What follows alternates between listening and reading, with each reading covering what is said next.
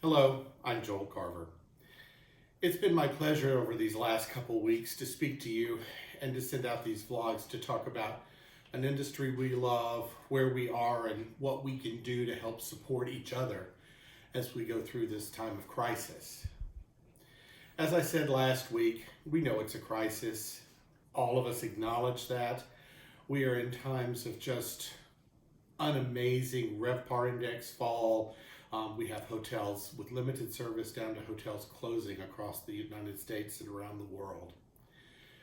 Tonight, I want to talk to you for just a moment about peace in these turbulent times. You see, none of us know exactly the path we're going to take. We believe we do.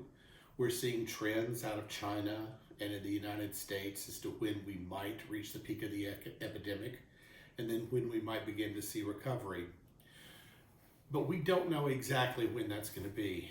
And we don't know exactly when those of us that have been laid off or furloughed or gone through reduction in force are going to be called back, or what that's going to look like. So there is a lot of uncertainty. If you watched my vlog from last week, you'll remember that I quoted my grandfather from South Mississippi, who always said, "The darkest hour is just before the dawn." I want to remind us of that comment as I think about our moment for tonight. As we go through these times, like you, I struggle. Every day I'm on the phone with other friends and colleagues who are struggling as much as I, or much worse than I. And this week I was reminded of the words to a song, which is, "We shall walk through the valley in peace."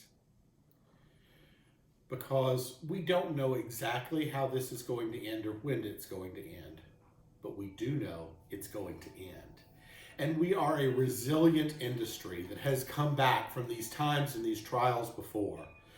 Yes, this is an unprecedented time, and it is to an extent that we have not seen. But we have seen some solid things happening. We have seen some good things come out of Washington in supporting the industry. We've seen people work together in ways they haven't worked together. So I encourage you, as we go through this time, to remember that it will end.